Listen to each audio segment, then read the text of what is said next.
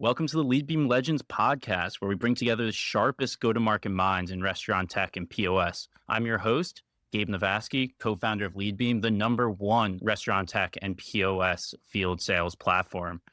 And today we're going to be bringing on John DiLoreto, and he has a colorful background leading and exiting fast-growing restaurant tech companies and is now the CEO of Knock2. John, welcome to the program. You started in Wall Street, right? You started in the financial industry and you transferred over to sales, and you were the #1 employee at your first startup. Right. And then that exited, and then you're the #1 US startups. And what do people who are thinking about making that jump, what are some of the things that they should be thinking about? Yeah. Well, Gabe, thanks for having me. I'll tell you what, I had a great job out of school working at JP Morgan, but didn't particularly love what I was doing. And at the time, I was really fascinated by kind of a lot of the changes in machine learning and the concept of personalizing our worldview. And at this time, I think like 2016, this is when like Netflix started to get really personalized, Spotify started to get really personalized, and this whole concept of like everything could get personalized to the end user. And so, I decided to ditch the finance world, go back, study a little bit of computer science. And then I went looking for my summer internship, and I found this tiny little startup that had this crazy idea that they were going to personalize food ordering. And I thought, shit, that sounds pretty fucking cool. Like they're going to kind of take the Spotify approach and layer it onto food ordering. So when you order your burrito, your bowl, or whatever it may be, that they're going to recommend things that fit based on past orders, your profiles, your preferences. And I said, that sounds awesome. So I jumped right in head first. I had no fucking idea what I was doing. The first day on the job, they put me on a plane, flew me to Chicago, had me standing on my feet on a trade show for 14 hours straight, handing out flyers, trying to pretend like I knew anything about the restaurant industry other than making pizzas in college when I was broke one year. Yeah. And that was kind of how it all began. And what was that company called? So that was GoParrot, which was a little known company at the time. GoParrot is now part of Square. Okay. So when you joined, there was no process, or was there process? Did you create a process? Tell me about joining When I joined, it was just me and the CEO. Okay. While he had some experience, he was a bit newer to the US market. He certainly had a pretty thick accent, and he was newer to the experience of kind of working with the US customer base and US restaurants. He didn't really have a background in that. So Did you have a background in restaurants? Nope. I would say the odds were pretty stacked against us, but he was an incredibly passionate guy, stubborn as hell, super persistent. And, he really believed that he could make the concept of food ordering a lot more fun, a lot more enjoyable, and a better experience for the customer. And then I heard on another podcast, or maybe I read this on LinkedIn, that you did some door to door, but you also had a big partnership arm. Can you tell me about those two different approaches and how they either are similar or are they completely separate approaches to growing a business? So the key to our success at GoParrot was we ran a really, really tight channel strategy. So we were really tight and specific about who we would work with. And the way that we decided to do that was we exclusively worked with 2 point of sale companies that we essentially picked in the race, thinking that these 2 were going to be leading from the front of the pack. And we thought they were going to really be pushing the boundaries and kind of the cutting edge of what point of sale for restaurant could mean. At the time, a lot of people who had been in the industry for years essentially kind of wrote off Toast and Square as like, that's a cute little iPad or an Android tablet. Like that will never compete with the NCRs. That will never stand up to the like Silver Star, whatever, all these all these players, and not small legacy players, but players that have been around for decades. Well, they are. They've been around for almost 100 years. And, the strategy that we went in was to say, look, these companies have so many priorities of their own that they need to go after right now. So like they were so worried about building in-store features, payments features, all these core competencies that restaurateurs needed, that they weren't really thinking about building what you would describe as sort of the marketplace of all the collective integrations and tooling, things that are so important to restaurants, but might be not about that 80% of transactions that happen in store. Yep. So both of these companies, kind of really growing the restaurant space, I think kind of somewhere between 2012 through 2020 is really when both of them just took off. We're very thoughtful about having APIs and this was kind of a new thing in the restaurant tech industry to have an open API. Historically, everything was shut, ironed shut, closed, like we don't partner. And they made it accessible for companies to partner with them. And so we were fortunate to get in super early with both of these companies and be one of their first partners for the concept of direct ordering. So, I mean, you go to a restaurant's website, you can order from them directly. Prior to this, honestly, it was like Domino's, Pizza Hut, big brands. Pretty much no one else had this technology. It was kind of an afterthought. And so very strategically, we said we were going to work with these two horses in the race. And by doing so, it allowed us to develop technology that was incredibly well integrated with those two vendors. So like we had deep integrations with both Toast and Square, meant the menus synced automatically, meant the loyalty programs eventually synced, the payments, et cetera. All of that stuff that's critical to have a well-run restaurant establishment. But the other benefit is we were able to go deep on our go-to-market strategy. And so we were able to go to every Toast event. We were able to connect with every Square seller. We were able to co-sell with Toast sellers, with Square Toast sellers, Square sellers. And honestly, that just simplified our go-to-market tenfold. Because I knew I was going to only speak with restaurants on those 2 point of sales. If they had a different point of sale, I didn't need to know the pros and cons of Touch Bistro. It didn't fucking matter. I only needed to become an expert in my discipline. And so removing distractions, simplifying the go-to-market process, if anything, it made us move a lot quicker.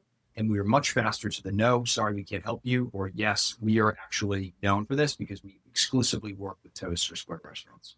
Yeah. To be honest, it helped us in our sales strategy. It helped us in our go-to-market. And if anything, it simplified our process and how we got really good really fast. And I think overall, if I could just kind of boil that down to one point into why it was so successful, is you latched on to the companies that were growing like a rocket ship. Correct. And when they're growing like a rocket ship, it means you're growing like a rocket ship. If you chose a POS system that was losing market share year over year, your company wouldn't have grown as quickly as it's possible. And you want to pick the right partners. We got those offers. Like big chains came in and said, hey, would you build this custom integration to this legacy system? Fuck, was it tempting to say 200 locations? Like at the time when we had like 100 locations, 150, when someone came in and said, we're going to double your numbers overnight, it was really, really fucking tempting to do so. I probably was pushing to do it because, it was my responsibility to bring in numbers to my first sales role. So, I was always going after as many new locations. But, kudos to the leadership team. They held really, steady in their approach to say, no, we're not getting distracted. And those efforts really ultimately paid off. Yeah, the company I was at, a company called Vettery, we locked into 2 integration partners as well, Greenhouse and Lever, around the same time, 2016. We chose not to go into the other legacy TS systems. And in the same way that as more and more companies got on Greenhouse and Lever, we rode the wave. And then on the other hand, when I was working at a fitness technology company with some integrations that were losing market share year over year, we saw that selling and keeping up with demand was that much harder because the whole industry wasn't growing. Yeah, I mean, not to mention, look, you get a serious halo effect.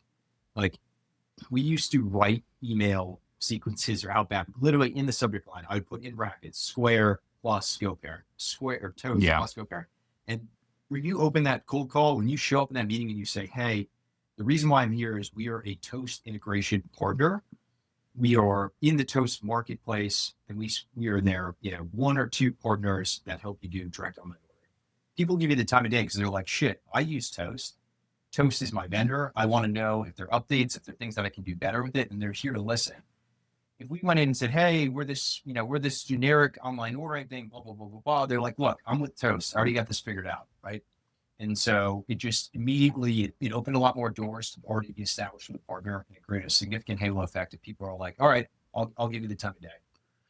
Yeah. I mean, I think whenever you can leverage a big name brand that's growing, leverage it. Now, do you want to give a quick intro on what Knock 2 is, how you're kind of growing that business, and if there is a partnerships or community angle that you're trying to build? Because I've noticed you've been around New York, you're at every event, you're at every conference. Like, are you doing that intentionally?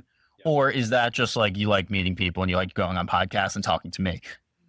So, all right. So maybe to catch up there. So obviously did the time at GoParrot. That was a great experience. Got an opportunity to then go on to a company that was building a platform and Flipdish that built, soup to nuts, point of sale, kiosks, all that jazz. A great experience there. What I would say is through both those experiences, being on the commercial team, being in a sales-led business, I say this with no disrespect, but quite frankly, we never really had great marketing. And by that, I mean, like, we never really invested in marketing teams. We didn't have a lot of resources, not a lot of budget, et cetera. These were functionally sales-led businesses. This was feet on the street. These are cold calls, et cetera. And so like, we did not have a lot of inbound leads. And like, functionally, we were not actually turning over a lot of traffic into customers. And kind of through that experience as a sales leader, I ultimately kind of stumbled on this, this statistic that I was not aware of, that in B2B land, the average B2B website converts less than 1% of its traffic. So very simply said, if 100 people visit your website, statistically, at best, like one person is going to say, I'm ready to take a demo. Here's my information. And that blew my mind because we spend every day as sales leaders calling out people, emailing, LinkedIn, whatever. We go to events, we go to trade shows. What do? We hand people our business cards. What's on it? It's our fucking website. All we do is send traffic to our website. The fact that literally only 1 out of 100 of those people were like, let's do this. To me, that just seemed like this massive leaky bucket that there had to be a better opportunity to fix that. So I had spent some time with a company that was attempting to use kind of like AI chat as a better way to convert people on the website, but ultimately really stumbled in this space. And that's what Knock 2 is born from, is this concept of why don't we just figure out who these people are that are visiting? And so Knock 2 was really born from this frustration of saying, look, I'm not saying there's 100 good people visiting your website, but there probably are 20 to 30 relevant people that are visiting your website. And if we can tell you who those folks are, your sales team is going to have a much better chance of having really good conversations with folks that are already in their discovery process, already in the buying cycle, and are much more likely to convert. And, you think about like a trade show. If somebody who comes up and starts looking at your booth, like talking to that person versus a complete stranger, just milling about the cafeteria or whatever, right? You're going to have a much higher connect rate. Somebody walks into your physical store, you would hope an associate would go up and say, hey, how can I help you? I see you have a tennis racket. Let me show you the tennis shoes. And so quite frankly, like, I think it is like as B2B sellers, we should be more proactive in helping our customers in a way that can actually support them to their goals. We should be personalizing our outreach in a way that we communicate with them based on their interests. And I'll tell you what, they wouldn't be on your website if they didn't have good reason. If they're within your ICP, people don't tend to browse point of sale websites just for the hell of it. So if you're a restaurateur and you're looking at a point of sale website, you're looking at their integrations, their features, I think there's a pretty good chance that they're a serious customer. And I would say it'd be worth sending out a field rep to talk to them in person, having somebody pick up the phone, et cetera. So that was the frustration. Knock 2 exists simply to say, you've got a lot of valid traffic. We're going to help you find the best leads that are visiting your site. We're going to get them immediately to your sellers so they can follow up with context and good conversations. And it works. I mean, I saw someone on my site today. They were playing around, messaging me saying, like, I'm looking for a job. I see them show up on my Knock 2. I had to send it to John and show John, look, I guessed who the person on the site was, and it was 100% accurate. So when it comes to accuracy, Knock 2, it wins. Just like you were when you were at the restaurant tech companies, you're out in the field. And not everybody running a website de-anonymization software is out on the field every day. And tell me about how that go-to-market kind of differentiates yourself and why you do that. So, I believe like nothing beats ultimately like in-person relationships. I like real relationships. And I think that's why you believe so much in field sales. At the end of the day, when you have an opportunity to have a real conversation with the person, like person to person, not through a screen where there's a million other distractions and text messages and notifications popping up, you can actually have a conversation. I think that's when you can make the most progress in the least amount of time. I also think when you're a growing business, you're always looking for ways to get creative, where you can go out and reach customers in creative ways, where you can keep your efficiency and your costs down, right? So in startup culture, I strongly believe in the idea of getting out there, like being creative with your budget, your time, your resources. What are things that you can do that put you on that playing field that big companies might be able to do, but you can do in the same way. So I may not be able to spend $200,000 a month on meta ads, but I can show up, at a public park with nets and coffee and bring people together over a game of pickleball every Friday, the same way that any other company could. And so finding your opportunities to bring people together, to get things, people in a room you're passionate about, where it's not about how many dollars can you spend on ads or how many reps can you send out in the field. We can build like authentic connections and get people excited about things they're actually pumped up to solve for. So that's really a piece of it. And at the end of the day, I found, it may not always be that first conversation, that first connection. Oftentimes it's like you meet somebody, they introduce you to someone who introduces you to someone, but it's about like the more coverage you get out there, the more square footage you cover, the more surface area you are covering, the better chance you have to make a lasting impact. And shit, it is all compounding. And so you're not going to feel the momentum from that, when you're in field sales, that first touch, you're not going to get a response. That second touch around the block, the third touch around the block, by the fifth time, the guy's going to know you by your first name, or the gal's going to know you by your first name. And that's when you're going to really feel it. And so, everything is repetition and showing up. So this is a two-part question, and that completely makes sense. That's where you're differentiating yourself. And I think you're in New York making a name for yourself with Tech Pickleball and some of the other things that you're doing there. The two-part question, though, is it's a very competitive space. So I want to understand how you differentiate yourself, number one. And then number two, we're in the tech world, so we think this is so normal of just like going to your website and me being like, oh, it's John on my website today. Yeah. But there's a lot of other people in the US, but also in the UK and the EU that, and globally, that say, John, this is illegal. This is not allowed. Yeah. So I'll answer the second question first, then the first question. So the technology, there's a number of different technologies in the hood. What makes us great is we bring together multiple sources of data under a single hood with a single script, a single API. So you can go out and stand this up by putting together like 8 or 9 different pieces of software. It costs you about $20,000 per month for each of them, and cobbled together this ugly thing. We've done the work of going out, vetting all the partnerships, finding the best data vendors, streamlining them, bringing them under a synthesized hood with a single API that allows it to set this up like in all of about 30 seconds and costs maybe $150 or $250 a month. Our kind of mission here is to democratize the access to this data. Now, how does this data work? So we can specifically talk about the contact stuff, but we can talk about the company stuff. The contact data, how does this stuff work? It's the same technology that is behind digital advertising. So when you visit a website, say for sunglasses or, hats, when you get an ad on your cell phone, on your Instagram for that same sunglasses, that hat, or whatever it may be, that is essentially being retargeted through a pixel, through an identity graph. That is the same technology that we're deploying. But instead of forcing you as a B2B business to essentially pay Meta or Google essentially a tax on the internet to retarget these people that are already coming to your website, which is your asset, we simply show you who those folks are. And we actually think like it shouldn't just be the big tech Goliaths that have access to this technology. And you shouldn't have to pay a tax on the internet to understand who is coming to your website in the same way that you should be able to know who's coming in your store.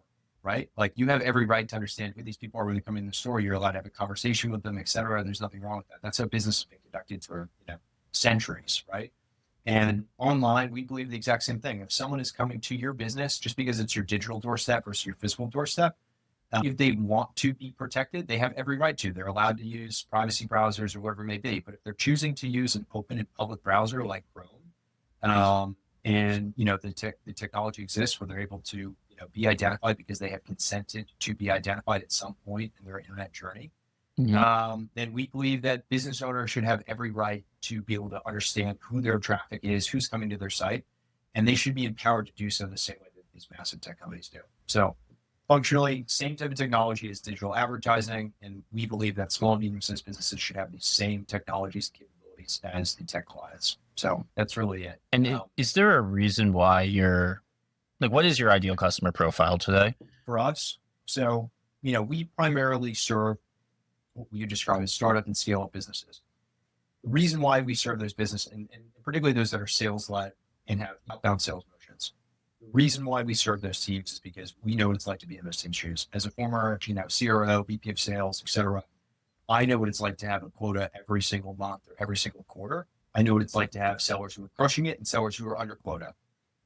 I know how it's people's jobs on the line. I know how it's your job on the line, ultimately, whether or not you hit your targets each quarter, each month, et cetera. And our whole mission is to say, we want to help every single one of those businesses that have to do outbound sales to grow their business. We want to make their lives easier by giving them leads so they can outbound to that have already demonstrated some form of legitimate interest. And quite frankly, we think it's better anyways, because reality is people have to do cold outreach. This is how business works. But if we have the option of giving you the opportunity to chat with people who already have some form of interest versus complete cold strangers, we would much rather give you the opportunity to chat with folks who already have some semblance of interest. And the reason why you focus on sales teams and not like restaurants or B2C brands is because there's manpower there to reach out and the price is higher? The reason why we do this, first off, like you are allowed to cold solicit in B2B. Mm. So like you are the US, just as an example here. If you have good purpose and good reason to do business, you are allowed to go out and knock on doors, make phone calls. If you have good reason to do so, right? That is how the US operates as a country. You cannot do that with consumers. You cannot load up an email, with a bunch of Gmails and spam people. You can't do that. There are laws and regulations that protect people from that. But in B2B land, and that's why we focus on B2B, you are absolutely allowed to go solicit other businesses. We want to make sure that if you are going to do that, we'd rather you speak to 10 businesses that are interested versus 20 businesses that have never heard of you. It's all about helping people, as you know, Leadbeam, prioritize their time, be more efficient, spend time, focus on leads that are actually in market. Totally makes sense. So that's a little bit about Knock 2. Yeah. Beyond Knock 2, I've tried on multiple occasions to build my own communities. You've have a killer one in Tech Pickleball. Tell us how that came about. Tell us why you initially put it together and what it's led to you from either a business or personal or just like, Sure. that perspective. So Tech Pickleball came about totally by accident, but I will tell you why we kept doing it and what our kind of goal and mission was. So I happened to be at a sales leader event put on by Apollo. One of those events you walk into, you get your name tag, you look out of the room, you realize, fuck, I don't know anyone here. Like this shit. Like this is one of these events I don't recognize anybody. I'm going to do the whole spiel, go introduce yourself, interrupt people's conversation. Mm-hmm. And even as like a sales leader, sometimes like at the end of the day when I'm exhausted at 6 p.m., like the last thing I want to do is go talk to complete strangers. But it's part of the job, right? I happened to look around. I noticed some guy who was literally like bouncing off the walls. I was like, perfect. That's exactly the guy I'm going to talk to. Like myself. This guy happened to be Skylar. Chatting with him, somehow pickleball comes up. He mentions he already played today with some guys from Apollo. He's supposed to play tomorrow morning. I said, oh, I've started playing. Then I come play. Awesome. Let's do it. So I agree that we would play with them the next morning. It's just be like 6 of us. Show up the next morning, 7:30 in the morning. It's raining and only 3 of us show up. It's me, Skylar, and this guy, Dan Smadria, who is the VP of community at Apollo at the time. He's a pretty prolific marketer. And we had a great time with 3 people in the rain on a Friday morning at 7:30 in the morning. And I was like, the bar to having a good time is so low. I was like, why don't we just do this again and see what happens? So I literally this guy was like, dude, I had such a great time. It doesn't matter if we had 4 of us. It was raining. I still had a good time.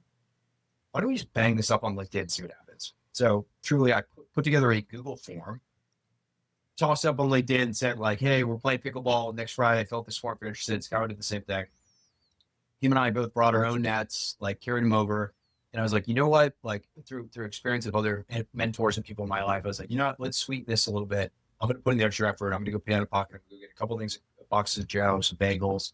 Just going to make it a little bit nicer, treat people the way I'd want to be treated, about how I would enjoy it, right? I love bagels, like in New York City. It's just, I love like perfect, right? So banging up on LinkedIn, shockingly, literally like 20, 25 people showed up the first time. Like more people than we had chords and ability to play. And we were like, oh shit, like I think we're onto something here. And so we just said, look, let's just keep doing this and see what happens. So truly, all we did, throw it up on LinkedIn. Hey, we're going to be here, same time, same place. This is the expectation.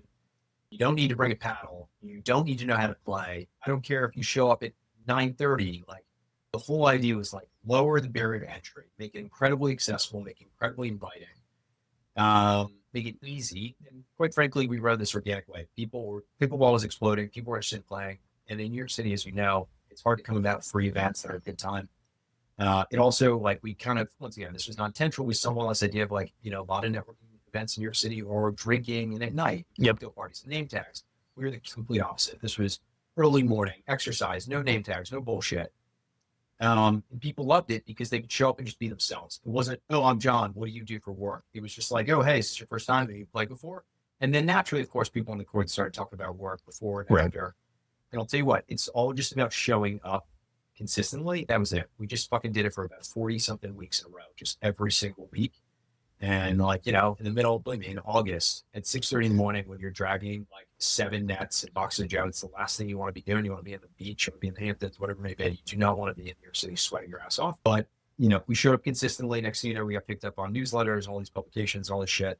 And, now we have the privilege to work with real brands, like companies like Riv, Pavilion, JustWorks, Apollo, have come and wanted to partner with us and sponsor the events, to have real events, because they know that in-person community is a fantastic way to bring out the people and have like real conversations, like we said, in person. Like, you just can't beat it.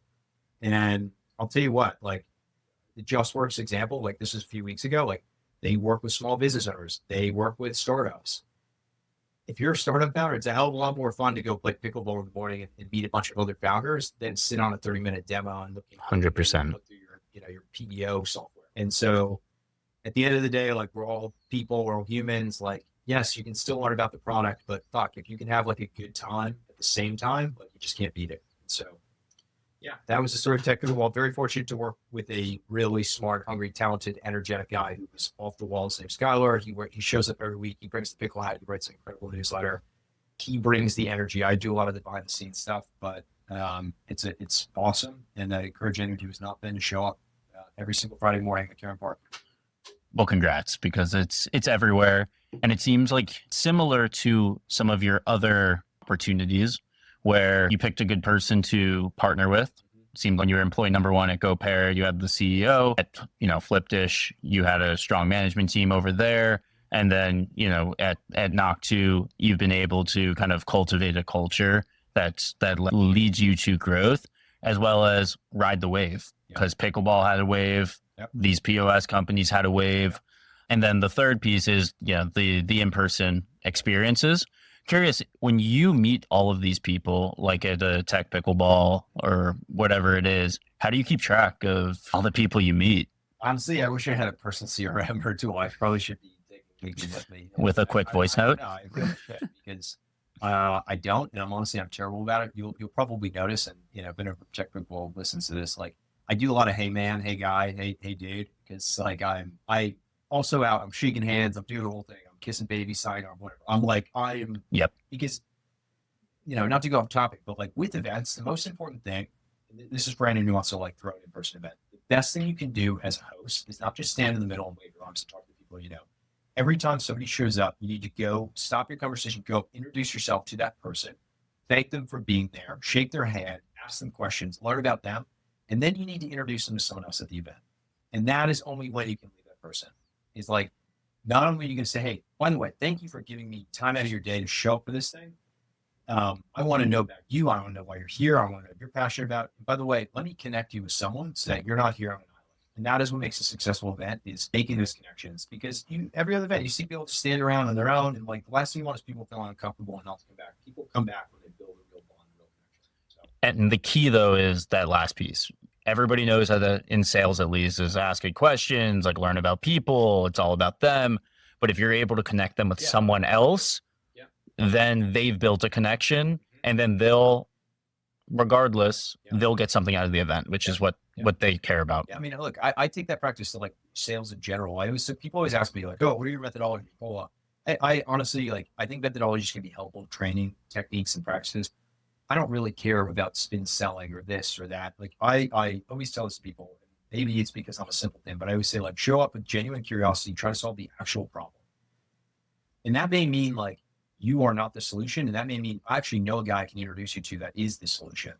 That's solving the problem. And if you make that connection, you make that happen, that person absolutely is going to come back to you when it comes time to solve the problem that you solve.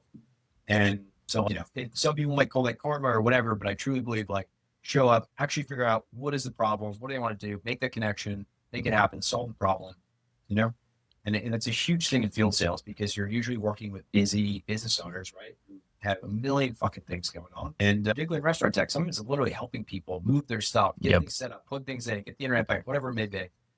Being a human first, sales guy later. Well, John, thanks for coming on. I want to end, though, with a quick fire round. Okay, shoot. Where first thing that comes to your mind, you answer. We got 5 questions. Okay.